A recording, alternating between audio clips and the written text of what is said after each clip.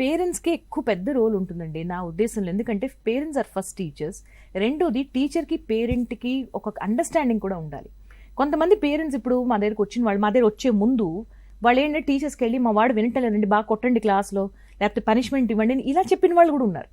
So ఒకళ్ళ పేరెంట్స్కి అర్థం చేసుకోవాలి ఏంటంటే ADHD డయాగ్నోజ్ అయినప్పుడు ఆ చైల్డ్కి కంట్రోల్ లేదు. మీరు ఎలా ఊహించుకోవాలంటే చైల్డ్ ఒక మెషిన్ ఉంది, అది సూపర్ ఫాస్ట్గా పనిచేస్తున్నది, అది పరిగెడుతూనే ఉంది. అది మనసు అవనివ్వండి, బాడీ అవనండి, వాళ్ళ కంట్రోల్లో అది లేదు. కనీసం అంత మీరు మీ చైల్డ్ని అర్థం చేసుకుంటే ఫస్ట్ స్టెప్ అండి అది. ఓకే, సో సపోజింగ్ మన బాడీ సిస్టమే ఫాస్ట్ అయిపోయింది అనుకోండి, ఒక చోట కూర్చోలేం కదండి. అన్ని సౌండ్స్, ఇటు సౌండ్ వచ్చినా అటు సౌండ్ వచ్చినా వినాలనిపిస్తుంది, కాన్సన్ట్రేషన్ అటు వెళ్ళిపోతుంది. ఒక చోట కూర్చోలేము, కూర్చోపెడితే పనిష్మెంట్లా అనిపిస్తుంది.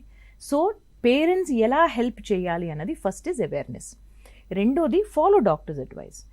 ఇంట్లో చైల్డ్కి మనం చాలా ఫెసిలిటీస్ ఇవ్వచ్చు హైపర్ యాక్టివిటీ కాస్త కంట్రోల్ చేయడానికి, along with other therapies. So ఎలా చేయొచ్చు? చైల్డ్కి కొన్ని ఫుడ్ రికమెండేషన్స్ కొంతమంది చెప్తున్నారు. షుగర్ కంటైనింగ్ ఫుడ్స్, ప్రిజర్వేటివ్స్ ఉన్న ఫుడ్స్, జంక్ ఫుడ్ కొంచెం అవాయిడ్ చేసి మ్యాక్సిమం హోమ్ కుక్డ్ ఫుడ్ పెడితే బెటర్ అన్నది. ఎందుకంటే there are theories which say that sugar content ఎక్కువ అవగానే కూడా హైపర్ యాక్టివిటీ పెరుగుతుంది. రెండోది గ్యాడ్జెట్ యూస్ ఎంత తగ్గిస్తే అంత మంచిది. ఎందుకంటే ADHD చిల్డ్రన్కి బాగా చేంజ్ అవుతున్న ఎన్వైర్న్మెంట్లో బాగా అట్రాక్ట్ అవుతారు. సో అండ్ మొబైల్ ఫోన్ కన్నా ఒక ఐప్యాడ్ కన్నా ఇంకా చేంజ్ అయ్యేది ఏముంది? So they will get attracted that more. దానికి ఎక్కువ అలవాటు అవుతారు. సో అది మనం కంట్రోల్ చేసి కొంచెం స్ట్రక్చర్లో పెట్టాలి. వాళ్ళకి స్ట్రక్చర్లో పెట్టాలంటే ఫస్ట్ మనం మానాలి. సో మంది కొంచెం తగ్గిస్తూ వాళ్ళకి కూడా కొంచెం డిసిప్లిన్ హెల్ప్ చేయాలి.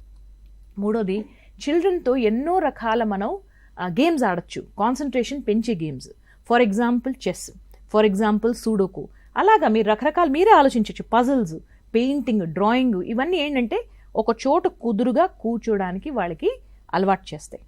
అలవాటై వాళ్ళు సపోజింగ్ ముందు ఒక 5 నిమిషాలు కూడా కూర్చోలేదు అనుకోండి, ఇప్పుడు మీ ఇన్స్ట్రక్షన్స్తో మీ పాజిటివ్ ప్రేస్తో ఒక 10 minutes కూర్చున్నారనుకోండి, ఆ అవకాశం తీసుకొని వాళ్ళని బాగా పొగడండి, వాళ్ళ కాన్ఫిడెన్స్ పెంచండి. సో నెక్స్ట్ టైం వాళ్ళకి 15 minutes కూర్చోవాలని వాళ్ళకి కూడా ఇంట్రెస్ట్ వస్తుంది.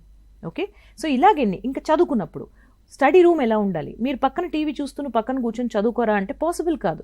మామూలు పిల్లలకే పాసిబుల్ కాదు. ఒకళ్ళ అటెన్షన్ లేని పిల్లల్ని తీసుకొని, ఒక చోట దృష్టి లేని పిల్లల్ని చూసుకొని పక్కన కూర్చోపెట్టో, లేకపోతే పక్క రూమ్లో టీవీ వినబడుతూ పక్క రూమ్లో కూర్చోపెట్టి నువ్వు ఇంకా చదువుకో అంటే వాళ్ళు ఎలా చదువుకుంటారండి? So you have to give them a room. అందరింట్లో పాసిబుల్ కాదు. సో అలాంటప్పుడు కనీసం ఒక కార్నర్ అయినా ఇవ్వాలి. ఆ కార్నర్ ఎలా ఉండాలి? కిటికీల నుంచి, బెల్ నుంచి, ఫోన్ నుంచి ఇలాంటి కొంచెం దూరంగా ఉంటే పిల్లలకి అది ఉట్టి చదువు మీద కాన్సన్ట్రేషన్ ఉంటుంది. సో మీరు ఎప్పుడు మనసులో పెట్టుకోవాలి ఏంటంటే ఏ చిన్న చిటుకుమన్నా వాళ్ళ మనసు అటు పెరుగుతుంది కాబట్టి ఎంత తక్కువ ఉంటే అంత మంచిది అని దాంతో ఒక టైం ఫిక్స్ చేసుకొని వాళ్ళతో పాటు మనం కూడా కూర్చొని, వాళ్ళతో కూర్చున్నంతసేపు మనం ఫోన్ పట్టుకొని వాళ్ళకి చదువుకోమంటే అవ్వదు.